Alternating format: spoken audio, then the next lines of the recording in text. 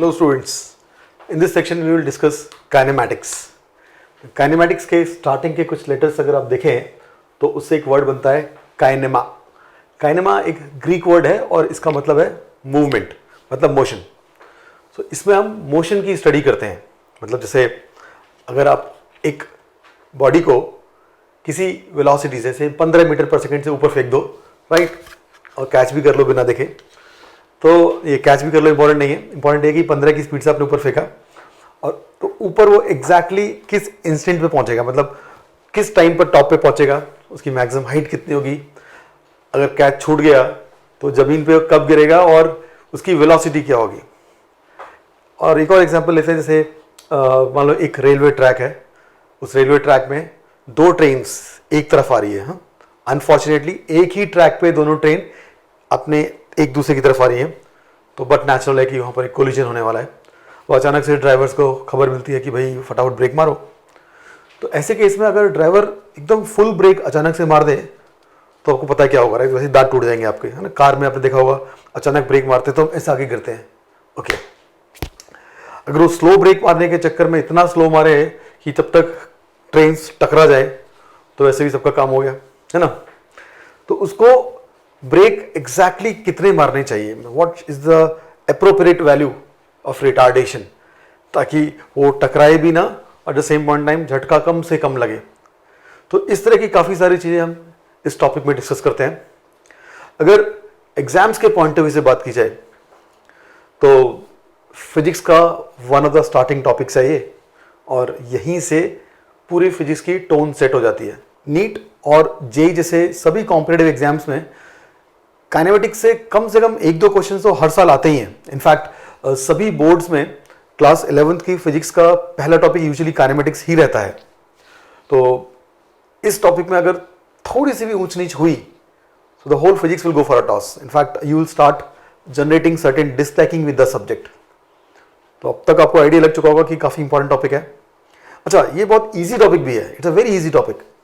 तो ईजी भी है, इंपॉर्टेंट भी है, तो इसका मतलब सारे साइंस स्टूडेंट्स को बहुत अच्छी तरह से टॉपिक आना चाहिए, बट ऐसा है नहीं.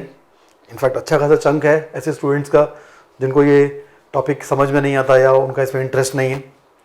तो उसका जो बेसिक जो प्राइमरी रीज़न वो शायद ये है कि इस टॉपिक को समझने के लिए स्टार्टिंग से ही काफ़ी हैवी मैथमेटिक्स की ज़रूरत पड़ती है. एक टॉपिक है कैलकुलस, क्लास 12th के मैथ्स में आता है. वो टॉपिक तो क्या है, पूरी किताब है उसके ऊपर.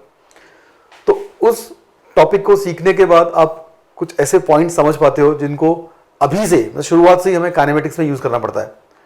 तो ये तो मतलब ऐसी बात होगी जैसे आप मेरे पास क्रिकेट सीखने के लिए आओ और आपने आज तक कोई क्रिकेट बॉल छुई भी नहीं है, मैं आपसे बोलूँ कि भाई अगली बॉल रिवर्स स्विंग डालना. तो अब इस प्रॉब्लम का एक समाधान ये है कि जो थोड़ा बहुत कैलकुलस इसमें रिक्वायर्ड है वो अभी आपको शुरुआत से समझाना शुरू कर दूँ.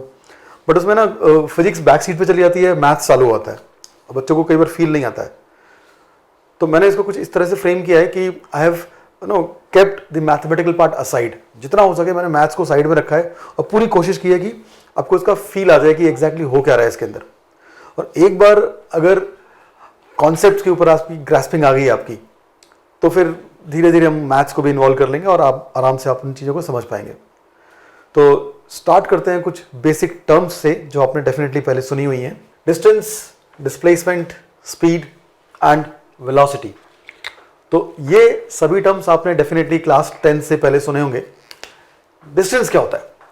मान लो एक बंदा इस पॉइंट से अपनी जर्नी स्टार्ट करता है, 3 मीटर राइट साइड में आता है जिसको हम बोल सकते हैं ईस्ट, और उसके बाद ये 4 मीटर ऊपर जाता है जिसे हम बोल सकते हैं north.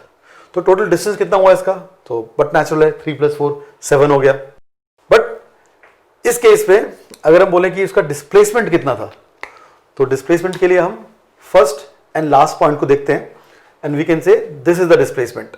Displacement is a vector from the starting point to the end point. Displacement is not the vector between two points. हाँ, कई लोग गलती से बोलते हैं displacement is the vector between these two points. उसका एक्चुअल जब बेटर डेफिनेशन ये होगा, displacement is a vector from the starting point to the last point, because ये अपना एक डायरेक्शन कैरी करता है. अगर आपने वेक्टर्स नहीं पढ़ा तो भी कोई दिक्कत नहीं है, आप बस इतना समझ लो कि इसको ज्वाइन करके आपको डिस्प्लेसमेंट मिल जाता है, जो कि इस केस में पाइथागोरस थ्योरम से निकाल सकते हो. 5 मीटर आएगा. 3² + 4² मतलब √25, तो ये आ गया आपका 5। तो डिस्टेंस था 7 मीटर, डिस्प्लेसमेंट हो गया 5 मीटर्स। अच्छा, अगर कोई आदमी इस पॉइंट से स्टार्ट करे और 8 मीटर राइट साइड में जाके यहाँ पर रुक जाए, तो इस केस में उसका डिस्टेंस भी 8 मीटर है और उसका डिस्प्लेसमेंट भी 8 मीटर है। तो हम ये बोल सकते हैं कि जो डिस्प्लेसमेंट है that is always less than और इक्वल टू डिस्टेंस, है ना। जैसे इस केस में डिस्टेंस 7 था, डिस्प्लेसमेंट 5 था, तो डिस्प्लेसमेंट छोटा था, मगर इस केस में डिस्प्लेसमेंट और डिस्टेंस दोनों बराबर है। अच्छा, अगर हम कोई ऐसा केस देखें जहाँ पर मान लो कोई आदमी है, वो किसी हॉस्पिटल में पैदा हुआ, आदमी तो नहीं पैदा हुआ, बच्चा पैदा हुआ होगा किसी हॉस्पिटल में, तो वो बच्चा बड़ा हो गया, बाद में उसने दुनिया भर के खूब चक्कर लगाए, मतलब यूएस गया, यूरोप गया, और फाइनली 70-80 साल की उम्र के बाद जिस हॉस्पिटल में पैदा हुआ था उसी हॉस्पिटल में उसकी डेथ हो गई। तो हम बोलेंगे उस बंदे का डिस्प्लेसमेंट 0 था, क्योंकि अल्टीमेटली पूरा घूम घाम के वो स्टार्टिंग और एंड पॉइंट उसके कोइंसाइड कर जाते हैं, तो displacement of that guy will be 0। Okay, अब बात करते हैं स्पीड के बारे में। तो उसके लिए हमें बट नेचुरल है कि टाइम पता होना चाहिए, कि कोई आदमी कितना भी डिस्टेंस ट्रैवल कर ले, अगर मुझे ये नहीं बताया जाएगा कि कितनी देर में ट्रैवल किया है तो स्पीड का कोई अंदाजा नहीं रहेगा।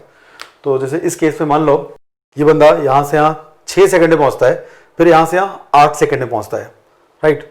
तो टोटल जो टाइम लगाया उसने वो हुआ उसका 14 सेकंड्स, और टोटल डिस्टेंस ट्रैवल किया उसने 7 मीटर। तो बट नेचुरल है कि उसकी स्पीड हो जाएगी डिस्टेंस बाय टाइम, मतलब 7/14, 7 meter distance and 14 second time, तो 0.5 मीटर पर सेकंड। अच्छा, अगर इसी बंदे की वेलोसिटी के बारे में बात करें तो वेलोसिटी क्या होती है? Displacement upon time. तो इस केस में डिस्प्लेसमेंट 5 मीटर है, टाइम 14 सेकंड्स है, तो 5/14 इज अप्रॉक्सीमेटली 0.36 मीटर पर सेकंड। तो हम बोल सकते हैं कि जो उसकी वेलोसिटी का मैग्नीट्यूड है वो उसकी स्पीड से कम है।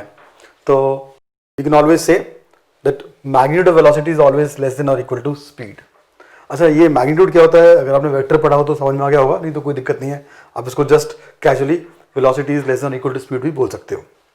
अभी आपको एक छोटा सा क्वेश्चन देता हूं। एक ऑब्जेक्ट इस पॉइंट पे t इक्वल टू 2 सेकेंड्स पे स्टार्ट करता है। हाँ, ध्यान दीजिएगा, टाइम को मैंने ऐसे सेट किया है कि जब टाइम 2 सेकेंड्स था तब वहां से शुरुआत करता है अपनी जर्नी। तो ऐसे एक सर्कल के लॉन्ग मूव करता हुआ इस डायमेट्रिकली अपोजिट पॉइंट पे पहुंच जाता है, ठीक है, मतलब ये एग्जैक्टली सेमी सर्कल है। तो जब यहां पहुंचता है, इसको मैंने बोल दिया and point, and it happens at t equal to 13 seconds, और इस सर्कल का रेडियस दिया है 7 मीटर। तो आप वीडियो पॉज करके ये बताइए कि इसकी स्पीड और इसकी वेलोसिटी क्या होगी। तो काफी सिंपल सा सवाल है। इसमें आपने देख लिया होगा कि इसका जो टोटल डिस्टेंस है वो क्या होगा, ये हाफ सर्कल का सर्कमफ्रेंस, राइट। वो सर्कमफ्रेंस कितना होगा इसका? पाई आर। क्यों? क्योंकि 2 पाई आर पूरे सर्कल का सर्कमफ्रेंस होता है, तो आधे का हो गया पाई आर। आर की वैल्यू पुट की मैंने 7 मीटर्स, सॉल्व करके आ गया 22 मीटर्स। अच्छा, अब ये डिस्टेंस ट्रैवल करने के लिए उसको टाइम कितना लगा है? तो अगर आप बोलोगे 13 सेकंड तो डेफिनेटली गलत है, क्योंकि उसने चालू अपनी जर्नी 2 सेकंड्स पे की थी। तो 2 सेकंड से लेके 13 सेकंड मतलब 11 सेकंड्स की जर्नी है उसकी। हाँ, ये एक छोटा सा पॉइंट था जो कई बार लोग गलत कर देते हैं। 11 सेकंड में टोटल डिस्टेंस ट्रैवल किया, तो उसकी जो स्पीड है वो हो जाएगी 22/11 सेकंड्स, तो 2 मीटर्स पर सेकंड। ओके, अगर हम डिस्प्लेसमेंट की बात करें तो वो हो जाएगा 14 मीटर्स, बिकॉज इसका डायमीटर जो है वो 14 मीटर का है, और टाइम उतना ही लगेगा जो यहाँ लगा था 11 सेकंड। तो इसकी जो वेलोसिटी है वो आई है आपकी 14/11 meters per second. Now let's move on to few more terms जिनमें मैंने स्टूडेंट्स को थोड़ा सा कंफ्यूज होते हुए देखा है। Average and instantaneous speeds, then average and instantaneous velocities. तो ये जो 4 टर्म है उसमें सबसे इजी है समझना हमारे लिए एवरेज स्पीड। इस छोटे से एग्जाम्पल के बाद आपको एकदम क्रिस्टल क्लियर हो जाएगा कि ये 4 टर्म्स क्या हैं। तो इसमें एक कार 3 फेजेस में अपनी जर्नी ट्रैवल करती है, जैसे ए से बी जो रेड में ड्रॉ किया है, फिर बी से सी, बाद में सी से डी। अच्छा, जो फर्स्ट फेज था इसका ए से बी, उसमें इसने 8 मीटर ट्रेवल किया है 2 सेकेंड में, और थ्रू आउट दिस जर्नी ए से बी तक की पूरी जर्नी में उसकी जो स्पीड थी वो कांस्टेंट थी। मतलब ऐसा नहीं है कि यहाँ पर फास्ट हो गया हो, यहाँ स्लो हो गया हो, या फिर यहाँ फास्ट हो गया हो, ऐसा कुछ नहीं है। वो कांस्टेंट स्पीड से ए से बी की तरफ जाता रहा है। तो वो स्पीड कितनी रही होगी? 4 मीटर्स पर सेकेंड। अच्छा, जब वो बी पे पहुंच जाता है उसके बाद उसकी स्पीड कम हो जाती है। देखो, यहाँ 2 सेकंड में 8 ट्रेवल किया है, और यहाँ 2 सेकंड में 7 ट्रेवल किया है। तो अब इस पूरी जर्नी में भी इसकी स्पीड कांस्टेंट रही थी। Of course as compare to this journey वो कम हुई है स्पीड, लेकिन इस पूरी जर्नी में इसकी स्पीड कांस्टेंट रहेगी। वो कितनी है? 7/2, that is 3.5 metre per second. अच्छा, अब सी पॉइंट पे आके वो एक यू टर्न मार लेता है। अब समझाने के लिए मैंने 2 डिफरेंट लाइंस ड्रॉ कर रखी हैं, बट ये दोनों ओवरलैपिंग लाइंस हैं। तो सी से डी वो 1 सेकंड में ही 11 मीटर ट्रेवल कर लेता है, तो बहुत ज्यादा फास्ट गया है इस वक्त। और इस टाइम पे उसकी स्पीड कितनी है? 11 metre per second.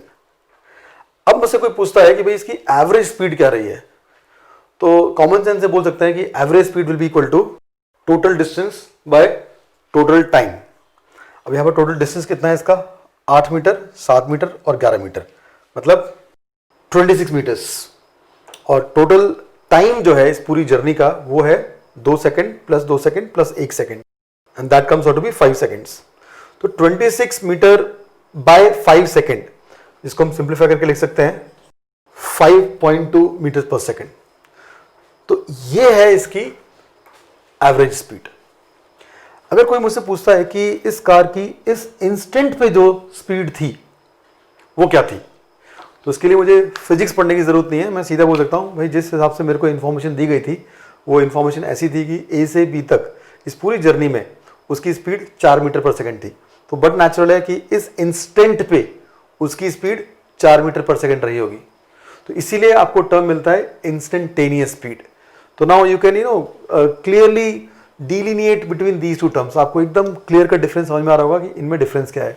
Average speed होती है कि आपने जो टोटल डिस्टेंस ट्रेवल किया है 26 मीटर का, बाय टोटल टाइम जो आपको लगा है 5 सेकंड का, तो 5.2 मीटर पर सेकंड उसकी एवरेज स्पीड होगी। लेकिन कोई पूछता है इंस्टेंटेनियस स्पीड क्या है यहाँ पर, तो उसको इस चीज से मतलब नहीं है कि उसके पहले क्या हुआ या उसके बाद क्या होने वाला है। उस इंस्टेंट पे जो स्पीड है, इसका नाम दिया गया है इंस्टेंटेनियस स्पीड, वो होती है 4 मीटर पर सेकंड। सिमिलरली अगर इस ग्रीन वाले मार्क पे आप चले जाओ और कोई मुझसे पूछता है कि यहाँ पर उसकी इंस्टेंटेनियस स्पीड क्या थी, तो यहाँ पर उसकी इंस्टेंटेनियस स्पीड हमने निकाली थी 3.5 मीटर पर सेकंड। और सिमिलरली इस पॉइंट पे जो उसकी स्पीड है वो हो जाएगी 11 मीटर पर सेकंड, इंस्टेंटेनियस स्पीड। इसमें कुछ लोग कई बार एक बहुत ही बड़ा ब्लंडर, एक सिली मिस्टेक कर देते हैं। वो ये होती है कि वो तीनों स्पीड को निकाल के ऐड करके उसका एवरेज निकाल लेते हैं, मतलब 4 + 3.5 + 11/3, तो सोचते हैं शायद ये उसकी एवरेज स्पीड होगी, बट डेफिनेटली गलत है। ऐसा लिख मत देना, आपको मतलब जेल वेल हो जाएगी, ठीक है। अच्छा, अभी जो ये टर्म्स थी एवरेज स्पीड और इंस्टेंटेनियस स्पीड, उनके कजन ब्रदर्स है यहाँ पर, वो है average velocity and instantaneous velocities. तो इसी सिचुएशन के हिसाब से हम आपको बता सकते हैं कि एवरेज वेलोसिटी क्या होगी। जैसे कि यहाँ पर था total distance by total time, तो बट नेचुरल ये हो जाएगा total displacement by total time, मतलब 4 meters by 5 second, that is 4/5 meter per second. तो इसमें जो टोटल डिस्प्लेसमेंट है 4 मीटर का, वो आया है यहाँ से, ये देखो स्टार्टिंग पॉइंट एंड पॉइंट, ये डिस्प्लेसमेंट है। निकालना बहुत आसान है, 8 मीटर प्लस 7 मीटर 15 मीटर हो गया ये, और ये 11 मीटर है, तो 15 - 11 ये हो गया 4 मीटर। तो 4 मीटर का डिस्प्लेसमेंट इस तरफ हो गया, और टाइम तो आप टोटल निकाल ही चुके हो 5 सेकेंड का, तो ये होगी इसकी एवरेज वेलोसिटी। अच्छा, कोई मुझे पूछता है इंस्टेंटेनियस वेलोसिटी क्या है इसकी, तो जैसा कि हमने पहले डिस्कस किया था कि इस इंस्टेंट पे इसकी इंस्टेंटेनियस वेलोसिटी है 4 मीटर पर सेकेंड इस डायरेक्शन में। इस केस में डायरेक्शन मेंशन नहीं किया था। मुझसे कोई पूछता व्हाट इज इंस्टेंटेनियस स्पीड, तो मैं बोलता 4 मीटर पर सेकेंड।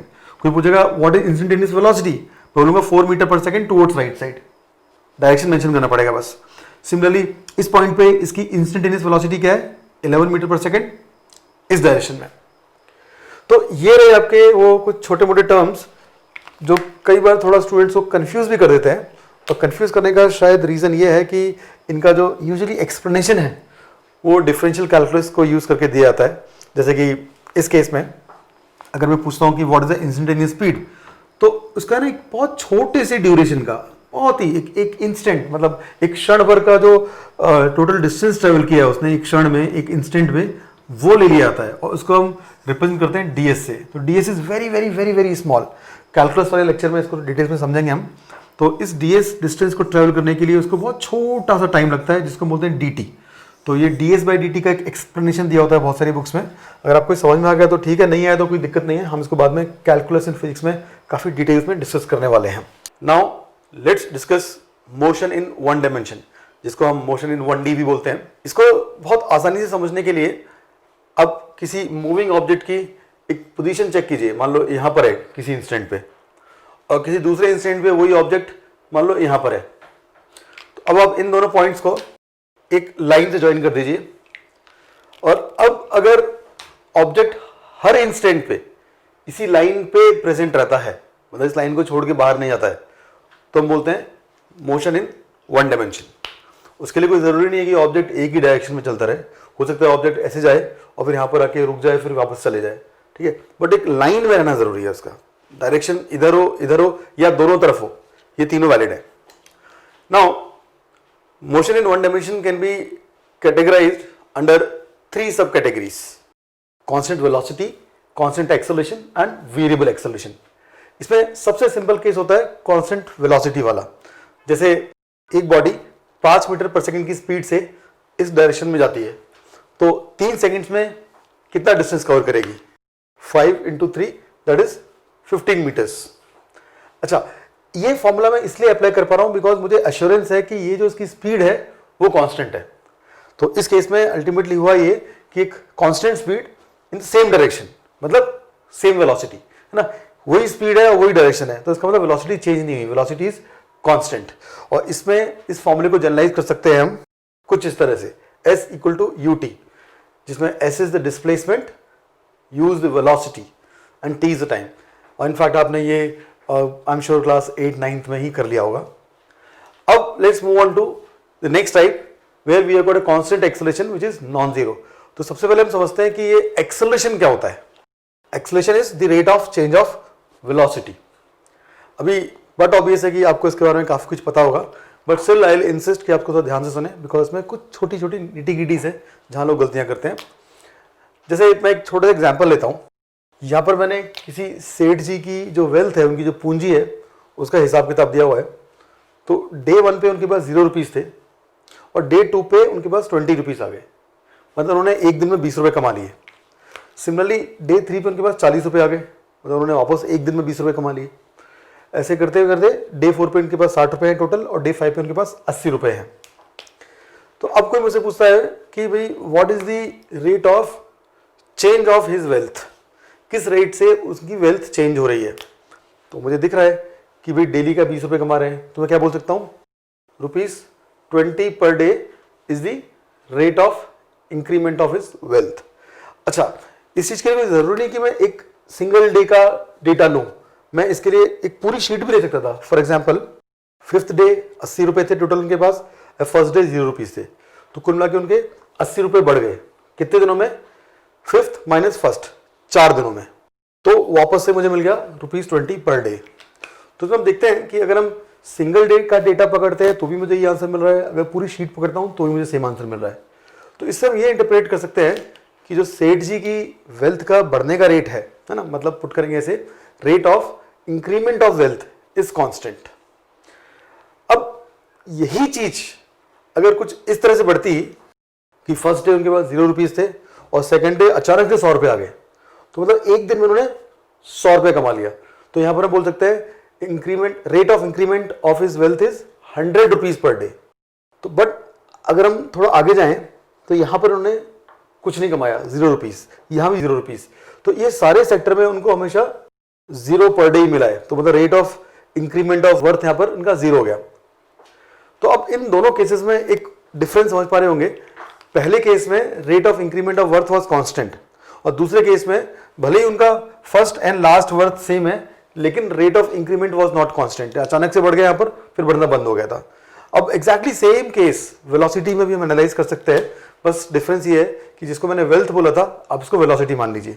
अगर ये वेलोसिटी मतलब ये वेल्थ कांस्टेंट रहे, मतलब चेंज ना हो, शुरुआत में 0 है हमेशा 0 रहे, या शुरुआत में 200 रुपये है तो हमेशा 200 रुपये, तो इस कैटेगरी में आएगा constant velocity.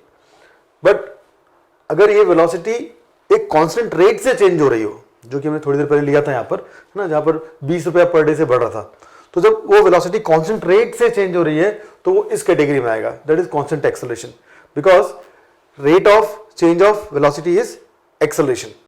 v - u by t = a।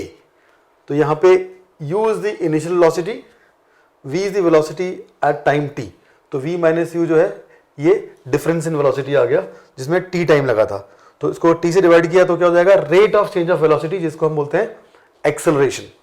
But ध्यान रहे कि ये फॉर्मूला आपका तभी वैलिड है जब आपको इस चीज़ का एश्योरेंस हो कि वेलोसिटी कांस्टेंट रेट से बढ़ रही है। जैसा कि हमने देखा था यहाँ पर, जब सेठ जी की वेल्थ 20 रुपये पर डे के हिसाब से एक मतलब कांस्टेंट रेट से बढ़ रही थी, तो वो वाली सिचुएशन में इस चीज़ को हम वैलिड मान सकते हैं। बट इस टाइप की सिचुएशन जहाँ पर वो पहले जीरो थी और अचानक से एक दिन में 100 रुपये कमा लिए और बाद में फिर 0 रुपीज़ पर डे कमाए, तो यहाँ पर जो rate of increment of wealth है कांस्टेंट नहीं है, मतलब rate of increment of velocity constant नहीं है, तो एक्सेलरेशन कांस्टेंट नहीं है। तो ऐसी सिचुएशन में ये फॉर्मूला वैलिड नहीं है, राइट। तो जब हमने लिखा था constant acceleration, then this formula is valid. तो इस फॉर्मूले में थोड़े से कॉस्मेटिक चेंजेस करने के बाद हमें ये रिलेशन मिलता है जो आई एम श्योर आप लोगों को पता होगा। और similarly there are 2 more very famous equations. अच्छा, एज ऑफ नाउ मैं थोड़ा सा इनकी डेरिवेशन को अवॉइड करूंगा, नहीं तो आपस से पूरा मैथ स्टार्ट हो जाएगा। तो इसमें बस आप ये समझो कि ये टर्म्स जो हैं उनका एग्जैक्ट मतलब क्या है।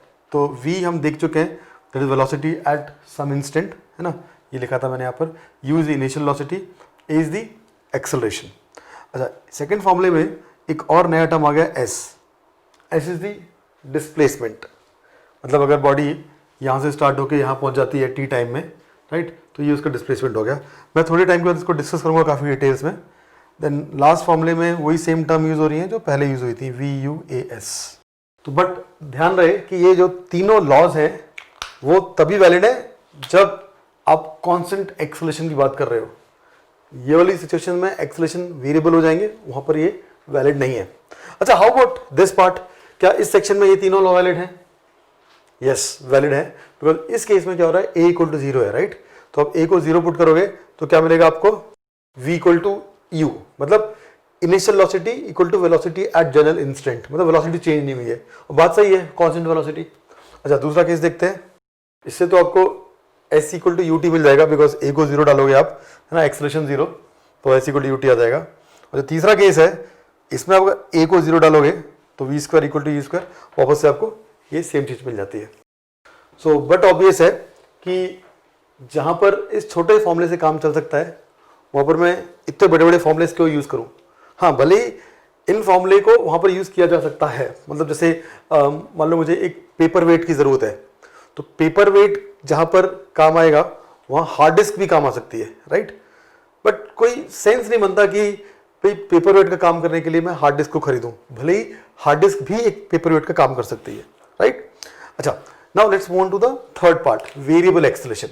यहाँ पर एक्सेलरेशन भी कांस्टेंट नहीं रहता है और इस तरह के केसेस को हम डील करते हैं इस रिलेशन से, जो कि हम डिटेल्स में कैलकुलस में पढ़ेंगे। बट एज ऑफ नाउ आप ये समझ लो that this is the most versatile equation, मतलब ये इन तीनों केसेस में वैलिड है, हर तरह के क्वेश्चंस इससे सॉल्व किए जा सकते हैं। थोड़ा इधर जाएं तो ये जो इक्वेशंस हैं ये सिर्फ इन दोनों केसेस के लिए वैलिड है, मतलब ये और ये इससे सॉल्व किया जा सकते हैं। और थोड़ा और लेफ्ट में जाएं तो ये सिर्फ यहाँ के लिए वैलिड है। तो ये इंफॉर्मेशन आपको प्रॉब्लम सॉल्विंग में काफ़ी काम आएगी, स्पेशली जब आप ये चीज़ें पहली बार सीख रहे हो। अभी मैं इन दोनों केसेस को समझाने के लिए एक एग्जांपल लेता हूँ। क्वेश्चन बोलता है कि एक ऑब्जेक्ट है जिसकी इनिशियल वेलोसिटी दी हुई है 6 मीटर पर सेकेंड, ठीक है। अब उसकी स्पीड जो है 4 मीटर पर सेकेंड स्क्वायर के रेट से बढ़ रही है। 2 क्वेश्चन पूछे हैं। पहला क्वेश्चन है जो कि बहुत ऑब्वियस है कि 3 सेकंड के बाद उसकी वेलोसिटी क्या होगी, ये काफ़ी सिंपल क्वेश्चन है। और जो दूसरा क्वेश्चन है, find the direction of acceleration, इसमें एक छोटा सा एक लर्निंग है कई लोगों के लिए, क्योंकि यहाँ पर मैंने देखा है कि आगे जाके स्टूडेंट्स काफ़ी सारी गलतियाँ करते हैं और वहाँ उनको समझाना मुश्किल हो जाता है, ठीक है। तो थोड़ा ध्यान से सुनिएगा। तो देखो, फर्स्ट क्वेश्चन के लिए बट नेचुरल है कि मैं ये वाला फॉर्मूला यूज़ करूँगा, v equal to u plus a t. और कई लोग फटाक से बोल देंगे कि भाई ठीक है, u की वैल्यू है 6 जो कि यहाँ से आ गई इनिशियल वेलोसिटी, a की वैल्यू है 4 क्योंकि एक्सलेट हो रहा है 4 से, और टाइम की वैल्यू है 3, है ना, क्योंकि 3 सेकंड में मैंने पूछा है। तो सिंप्लीफाई करके हमें मिलेगा 18 मीटर पर सेकंड। तो यहाँ पर हम लिख देते हैं इसका आंसर। और अब सेकंड क्वेश्चन में जब डायरेक्शन ऑफ एक्सेलरेशन पूछ रहा है, उसको समझने के लिए आपको देखना पड़ेगा कि भाई उस वेलोसिटी का डायरेक्शन क्या है। तो वेलोसिटी डायरेक्शन यहाँ पर है और इसी डायरेक्शन में वो बढ़ रही है, मतलब पहले 6 थी, फिर अगले सेकंड वो 10 हो जाती है, 2 सेकंड के बाद वो 14 होती है और 3 सेकंड के बाद वो 18 हो जाती है। तो इस डायरेक्शन में इसकी वेलोसिटी बढ़ रही है। तो हम बोलेंगे कि एक्सेलरेशन का डायरेक्शन भी यही है, that is towards right side, तो यहाँ पर आंसर आएगा टुवर्ड्स राइट। अच्छा, कुछ केसेस ऐसे हो सकते हैं जहाँ पर वेलोसिटी उसकी शुरुआत में इधर थी लेकिन अब वो कम हो रही है। फॉर एग्जाम्पल जैसे इस क्वेश्चन में मैंने इसको चेंज करके डिक्रीजिंग कर दिया, सब कुछ सेम है, 6 मीटर पर सेकंड से शुरुआत में मूव कर रही थी, बट यहाँ पर डिक्रीज कर रही हो, उसकी स्पीड जो है डिक्रीज हो रही है इस रेट से, 4 मीटर पर सेकंड स्क्वायर के रेट से। अब क्वेश्चन पूछता है what is the velocity at t equal to 3 seconds. तो इस केस में अगर वापस हम ये फॉर्मूला यूज करेंगे तो कई लोग अगेन अपने पुराने एक्सपीरियंस से बोल पाएंगे कि सर देखो ऐसा है, यहाँ पर u की वैल्यू तो 6 है बट a की वैल्यू -4 है बिकॉज वो डिक्रीज हो रहा है। चलो फेयर इनफ, और t की वैल्यू 3 है, तो इसको सॉल्व करके हमें मिल जाता है -6 मीटर पर सेकेंड। तो हम लिखेंगे यहाँ पर 6 metre per second towards left और सिंपली -6 मीटर पर सेकेंड, तो जिससे कई लोग परसीव कर लेते हैं कि हाँ ये उल्टी डायरेक्शन में आ रहा है। अगर इस केस में मुझे कोई पूछता है what is the direction of acceleration, तो मैं देखूंगा कि देखो पहले इसकी वेलोसिटी यहाँ 6 थी, फिर अगले इंस्टेंट पे यहाँ कम होके 2 हो गई, राइट। तो अब देखोगे कि वेलोसिटी इस डायरेक्शन में है और अब वो इस डायरेक्शन में कम हो रही है। तो इस केस में ये बोलना शायद एकदम लॉजिकली गलत होगा कि एक्सेलरेशन इधर ही है। So in this situation acceleration will be in this direction, तो हम यहाँ लिख सकते हैं टुवर्ड्स लेफ्ट, वेलोसिटी के उल्टे डायरेक्शन में एक्सेलरेशन है यहाँ पर। I should take couple of more cases, इसको समझाने के लिए मैं आपको छोटे से 2-3 केस और बता देता हूँ। तो यहाँ पर मैंने 4 केसेस लिए हैं। जैसे फर्स्ट केस में इनिशियल वेलोसिटी जो है वो मैंने इस रेड कलर से मेंशन की है और फाइनल वेलोसिटी मैंने ब्लू से मेंशन की है, राइट। तो आपको देखो इसकी लेंथ से मालूम चल रहा होगा, इस वेक्टर आपने पढ़ा है तो अच्छी बात है, नहीं पढ़ा तो कोई दिक्कत नहीं है, कॉमन सेंस यूज करो, ठीक है। यहाँ वेलोसिटी छोटी है, यहाँ वेलोसिटी बड़ी है, राइट।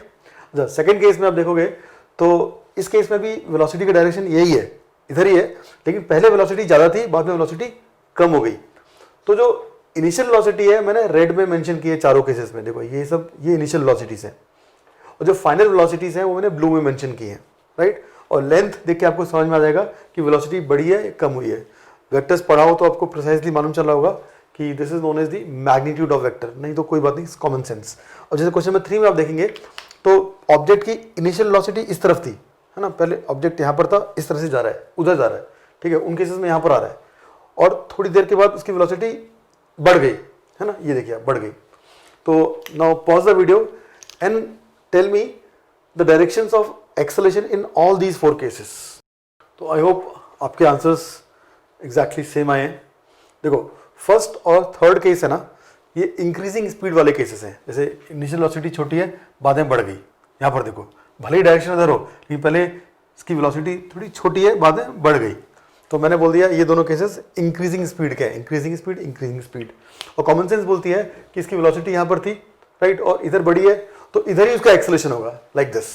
और यहाँ देखिए आप, अगेन कॉमन सेंस बोलती है इसकी वेलोसिटी यहाँ पर थी और इस डायरेक्शन में बढ़ गई है तो उसका एक्सेलरेशन का डायरेक्शन भी उधर ही होगा। So this is the acceleration in this direction. और बाकी जो केसेस हैं उनको भी हम काफ़ी सिमिलर तरीके से इंटरप्रिटेट कर सकते हैं। लुक एट दिस केस, इस केस में वेलोसिटी इसकी इधर थी, राइट, और इसी डायरेक्शन में कम हो गई है, तो बट नेचुरल है कि मैं बोलूँगा कि उसका एक्सेलरेशन उधर होगा। ये अगर उसकी वेलोसिटी इधर है और मैं बोल दूँ एक्सेलरेशन भी इधर है तो बढ़नी चाहिए ना। तो just by contradiction I can say कि भाई उसका जो एक्सेलरेशन है वो इधर होगा। तो कई लोग गलती क्या करते हैं, वो सोचते हैं कि ना वेलोसिटी इधर है तो एक्सेलरेशन इधर कैसे हो सकता है। तो यहाँ पे आपको मैं एक बहुत छोटा सा एग्जांपल देता हूँ।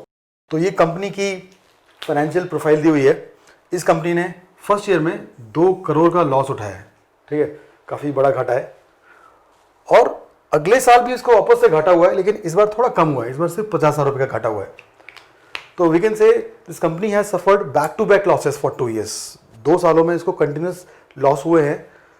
तो फिर भी हम बोल सकते हैं कि कंपनी ने फाइनेंशियली ग्रो किया है। यस, बोल सकते हैं कि कंपनी ने फाइनेंशियली ग्रो किया है, बिकॉज प्रॉफिट होना या लॉस होना डिसाइड नहीं करता है कि आपका फाइनेंशियल ग्रोथ हुआ है कि नहीं हुआ। हम दिमाग में कई बार बिठा लेते हैं कि प्रॉफिट एंड लॉस जो है वो इक्विवेलेंट है फाइनेंशियल ग्रोथ का, लेकिन ऐसा नहीं है। ये चीज़ भले ही हमारे सबकॉन्शियस माइंड में बैठ जाती है, बट एक्चुअल में क्या होता है, ये डिसाइड नहीं करते हैं कि फाइनेंशियली ग्रो हुआ है कि नहीं हुआ। इनका जो चेंज है वो डिसाइड करता है। फॉर एग्जाम्पल प्रॉफिट पहले छोटा था अब बड़ा हो गया तो आपने फाइनेंशियली ग्रो कर लिया। सिमिलरली अगर आपका पहले लॉस बड़ा था और अब लॉस छोटा हो गया, इसको भी हम फाइनेंशियल ग्रोथ ही मानेंगे। अच्छा, अगर काइनेमेटिक्स की बात की जाए तो काइनेमेटिक्स में ना इसका इक्विवेलेंट आता है वेलोसिटी और इसका आता है एक्सेलरेशन। और अगर इन दोनों टर्म्स में आपका अगर 100% ग्रिप नहीं है तो your weakness will get highlighted in the next problem. तो ये क्वेश्चन बोलता है कि a body starts from rest, उसका एक्सेलरेशन कुछ ऐसे दिया हुआ है और उसमें आपको 5 क्वेश्चन पूछे हुए हैं। तो before getting into the details of solution, मैं आपको बाहर से पहले बता दूं कि इन टर्म्स का क्या सिग्निफिकेंस है। जैसे हम बात कर रहे हैं एक्सेलरेशन के बारे में, तो which is going to be 10 - 2t। ये t जो है टाइम को रिप्रेजेंट करता है, राइट। तो ऐसे केसेस में हम बोलते हैं a टाइम का फंक्शन है, एक्सेलरेशन जो है वो टाइम का फंक्शन है। इसकी जो डिटेल्स हैं वो हम बाद में पढ़ेंगे। तो अभी के लिए इतना काफ़ी है कि जैसे जैसे आपका टाइम बढ़ रहा है ना, एक्सेलरेशन कम हो रहा है। फॉर एग्जाम्पल अगर t = 0 डालोगे आप तो a की वैल्यू 10 आती है ना, at t = 0 a is 10। Similarly अगर मैं t को 5 डाल दूं तो a की वैल्यू 0 आती है ना, 5 to the 10, 10 - 10 is 0। तो इससे हमें समझ में आता है कि जो इसका एक्सेलरेशन है पहले 10 था, बाद में 0 हो गया और वो कंटिन्यूसली कम हुआ है, क्योंकि बीच में आपने अगर t को 1 डाला होगा तो आपको a 8 मिला होगा ना, 10 - 2 × 1 दैट इज 8 मीटर/सेकंड²। तो इस सिचुएशन में एक्सेलरेशन इज अ वेरिएबल। तो जो हमारा जो थर्ड केस था जिसको हम कैलकुलस से सॉल्व करने की बात कर रहे थे, तो एग्जैक्टली वही सिचुएशन यहाँ पर है।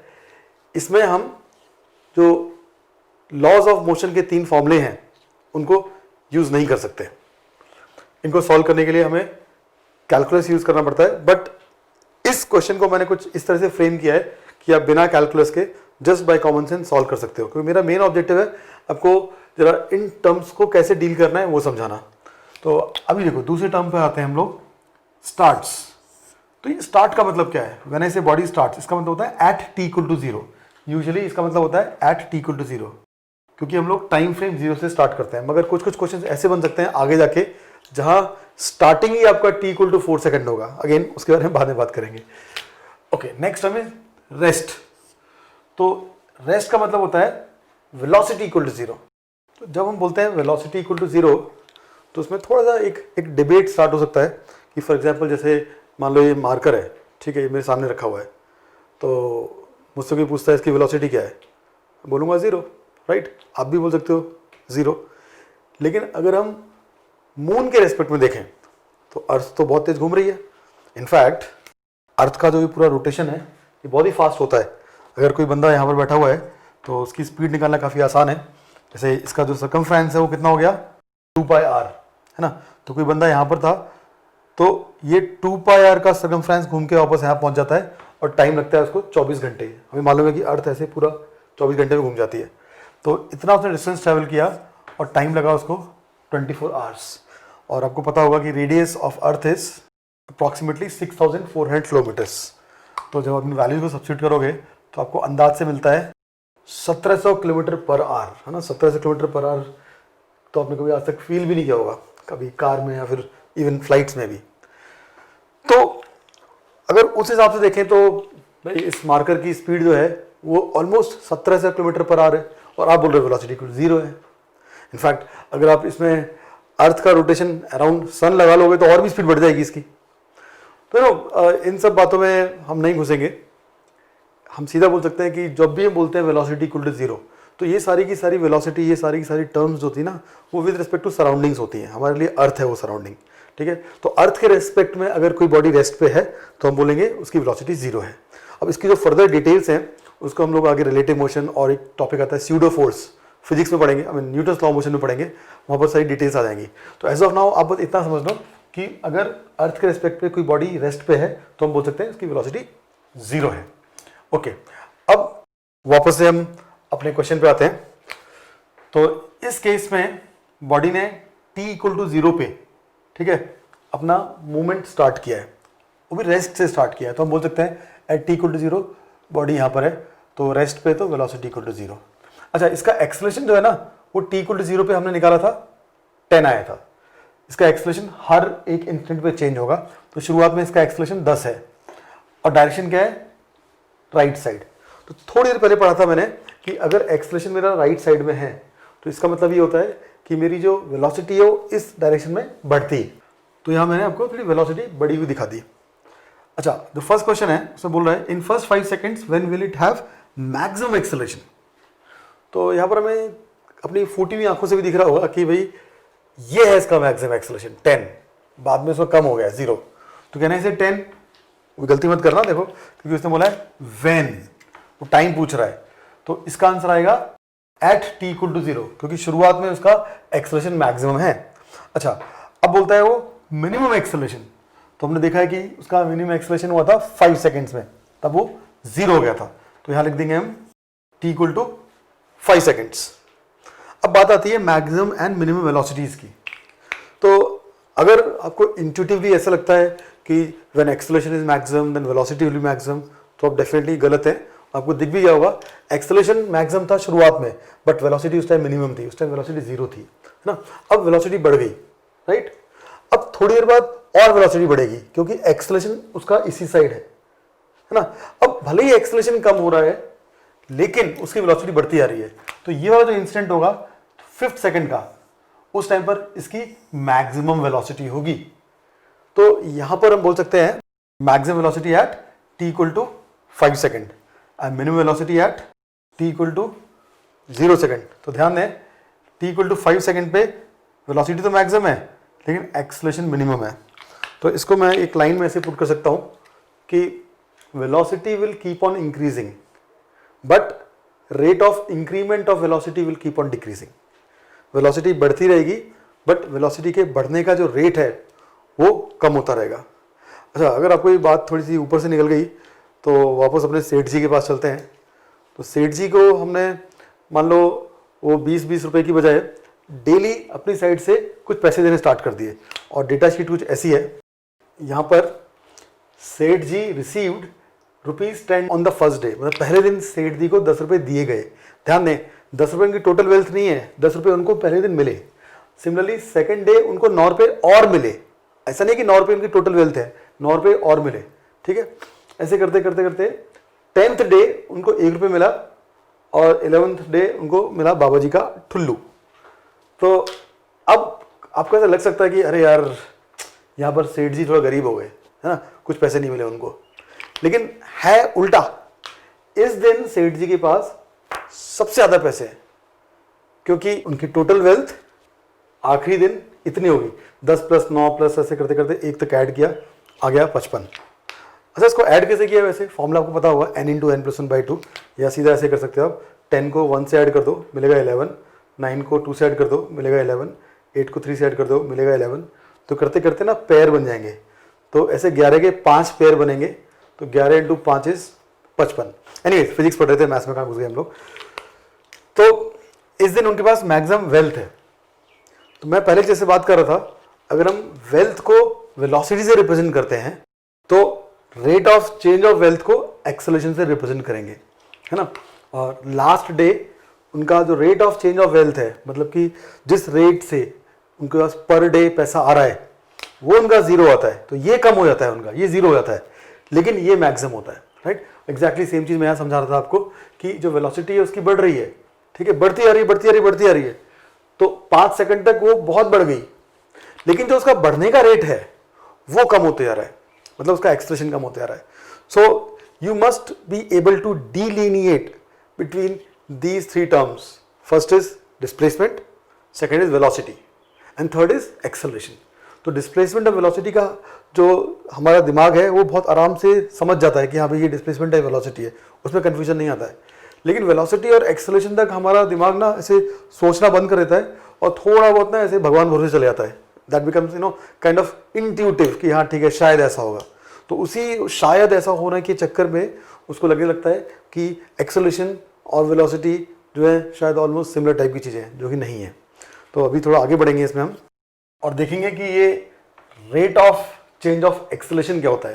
जैसे होता है रेट ऑफ चेंज ऑफ को मैंने लिख दिया ROCO, रोको, ठीक है। तो डिस्प्लेसमेंट का रेट ऑफ चेंज हो गया वेलोसिटी, है ना। And rate of change of velocity क्या होता है? Acceleration. Similarly rate of change of acceleration होता है, उसे हम बोलते हैं जर्क। तो जब क्वेश्चन कैलकुलस के बनेंगे तो ये टर्म भी शायद यूज कर सकते हैं और इसके आगे जाने की हमें जरूरत नहीं है। अब क्विकली एक दो क्वेश्चंस ले लेते हैं। So pause the video and do it yourself. Okay, तो क्वेश्चन बोलता है कि एक कार ए से बी पे 20 kmph की स्पीड से गई है और रिटर्न करती है वापस 30 kmph पे, तो आपको उसकी एवरेज स्पीड निकालनी है। तो पहले मुझे बताओ कि इस क्वेश्चन में हम बोल सकते हैं कि ये बॉडी एक्सलेट कर रही है। इनफैक्ट जो मैंने आपको 3 केसेस बताए थे उसमें से ये कौन सी कैटेगरी का केस है? तो देखो, भले ही इसमें आपकी वेलोसिटी चेंज हो रही है, right, but still we will consider it as first case, मतलब कांस्टेंट वेलोसिटी केस। क्यों? क्योंकि हम इस पूरी जर्नी को, जो कि पहले ए से बी है एंड देन बी से ए रिटर्न हुई है, इसको हम 2 टुकड़ों में तोड़ देते हैं। पहले हम देखते हैं ए से बी और फिर बी से ए। तो ए से बी वाली जो जर्नी है ना, उसमें ये कांस्टेंट वेलोसिटी से आ रहा है, तो इट इज नॉट एक्सेलरेटिंग। और जब हम बी से ए वाला केस देखते हैं तो उसमें अगेन ये कांस्टेंट वेलोसिटी से आ रहा है, तो उसमें भी it is not accelerating, right. तो बहुत आराम से कर सकते हैं इसको। हमने पढ़ा था कि average speed equal to total distance by total time, और यहाँ पर टोटल डिस्टेंस क्या हो गया? कहने से 0? नो, टोटल डिस्टेंस हो गया आपका ये प्लस ये। तो मान लो ये टोटल डिस्टेंस d है, तो हम बोल सकते हैं आने और जाने का मिला के हो जाएगा 2d। अब रही बात टाइम की, तो जाने के लिए उसने कुछ टाइम लगाया होगा, कितना? डिस्टेंस बाय स्पीड, मतलब d/20 है। मैं अज्यूम कर रहा हूँ ये जो d है आपका किलोमीटर्स में ही है, ठीक है। सिमिलरली b से a आने में टाइम लगाया होगा, दैट इज d/30। तो टोटल टाइम क्या हो गया? इन दोनों का एडिशन। तो हम इसको टोटल डिस्टेंस से डिवाइड कर देंगे, because total distance by total time करना है मेरे को। तो एलसीएम लेके सिंप्लीफाई किया मैंने इसको और फाइनली मुझे मिल गया 24 kmph। अच्छा, इसमें कई बार जो स्टूडेंट्स गलती करते हैं, स्पेशली जल्दीबाजी में, वो ये हो सकती है कि आप एक बार की स्पीड 20 पकड़ रहे हो, एक बार की 30 पकड़ रहे हो, तो आप सोचो कि 20 + 30/2 25। तो उस तरह से एवरेज स्पीड नहीं निकलती है। I again explain, total distance देखना है, बाय टोटल टाइम करना है, और टोटल डिस्टेंस देखना है, टोटल डिस्प्लेसमेंट नहीं देखना है, बिकॉज मुझसे स्पीड पूछी गई है। अच्छा, इसी क्वेश्चन में अगर मुझसे पूछी होती व्हाट इज एवरेज वेलोसिटी, तो उसका क्या आंसर होता? तो ऑफ कोर्स टोटल जो डिस्प्लेसमेंट है वो 0 है इसका ना, ये स्टार्टिंग पॉइंट पे आ गया, तो डिस्प्लेसमेंट इसका फाइनली 0 है। तो टोटल डिस्प्लेसमेंट 0 है, तो total displacement by total time भी 0 होगा, तो एवरेज वेलोसिटी इसकी 0 हो जाएगी, बिकॉज एवरेज वेलोसिटी का फॉर्मूला था average velocity equal to total displacement by total time. Fine, now let's move on to the next problem. तो अब वापस से अपना वीडियो पॉज करके इस प्रॉब्लम को खुद सॉल्व करने की कोशिश करो। ओके, अब देखते हैं इसे। तो क्वेश्चन को मैं कुछ इस तरह से पिक्चराइज कर सकता हूँ, काफ़ी इजी क्वेश्चन है। इसमें बोलता है कि एक बॉडी है जो अपना पहला 1/3 डिस्टेंस है ना, मैंने इसको रेड में दिखाया है, फिर ब्लैक में या फिर ग्रीन में। तो पहला 1/3 सेक्शन वो 2 मीटर/सेकंड से ट्रेवल कर रहा है, फिर दूसरा 1/3 सेक्शन जो है इसका जो डिस्टेंस है वो 3 से कर रहा है, और लास्ट का जो 1/3 डिस्टेंस है उसको 6 से कर रहा है। तो अगर ये पूरा का पूरा डिस्टेंस 3D है, तो मैं बोल सकता हूँ कि इसका हर एक सेक्शन d यूनिट लंबा होगा। तो मुझसे क्वेश्चन पूछा गया है what is the average velocity. तो एवरेज वेलोसिटी क्या होती है? Total displacement by total time. तो टोटल डिस्प्लेसमेंट तो हो गया इसका 3D, यहाँ से वहाँ पहुँचा है, it will be equal to 3D। तो 3 डायमेंशन में मत कंफ्यूज होना, 3D मतलब बस 3 टाइम्स डिस्टेंस, अच्छा, डिवाइड बाय टोटल टाइम। अब जैसा कि हमने पुराने वाले क्वेश्चन में देखा था, एग्जैक्टली सेम यहाँ भी हो रहा है। इस सेक्शन को कवर करने के लिए इसको टाइम लगा होगा d/2, similarly d/3 and d/6। तो टोटल टाइम हो गया d/2 + d/3 + d/6, and when you simplify it you will get 3 मीटर्स/सेकंड। हाँ, अब ध्यान देना, 2, 3 और 6 का अगर आपने एल्जेब्रिक एवरेज निकाल दिया तो वो मिलेगा आपको 11/3, है ना, और मार्क्स मिलेंगे -1। ये डेफिनेटली गलत है। तो वापस मैं दोबारा आपको सेम पॉइंट रिपीट करके बता रहा हूँ कि जब आपसे एवरेज स्पीड या एवरेज वेलोसिटी पूछी जाती है, तो सिंपली आप इन वेलोसिटीज का एवरेज मत लो, ठीक है। आप पहले टोटल डिस्टेंस या टोटल डिस्प्लेसमेंट जो भी पूछा गया उस हिसाब से, इस केस में दोनों सेम होंगे, खैर डिस्टेंस भी वही होगा, डिस्प्लेसमेंट भी होगा। तो डिस्प्लेसमेंट और डिस्टेंस सेम होने की वजह से इस पर्टिकुलर केस में हम तो सीधा बोल सकते हैं कि इसकी जो एवरेज वेलोसिटी है वो इसकी एवरेज स्पीड होगी। हाँ, तो बता रहा था मैं आपको, पहले आप टोटल डिस्प्लेसमेंट निकालो और फिर टोटल टाइम निकालो, जिसको आप ऐसे इंडिविजुअल सेक्टर्स को एनालाइज करके निकाल सकते हो। और इन केसेस में आप कोई एक्सेलरेशन वाला फॉर्मूला यूज मत कर लेना, बिकॉज इन सारे केसेस को हमें इंडिविजुअली डील करना पड़ता है। मतलब हमें इसको ऐसे देखना पड़ेगा कि यहाँ से यहाँ तक की एक जर्नी है, और इस जर्नी को एनालाइज किया, फिर ये दूसरी जर्नी है, फिर तीसरी जर्नी है। ठीक है, यहाँ से लेके यहाँ तक की जर्नी को मैं इंटरमीडिएट जो ट्रांजिट पॉइंट्स हैं उनको एनालाइज नहीं कर रहा हूँ। सो अब नेक्स्ट सेशन में हम कुछ और डिटेल्स देखेंगे जहाँ पर हम एक्सेलरेशंस और डिस्प्लेसमेंट वेलोसिटी के रिलेशंस को एनालाइज करेंगे।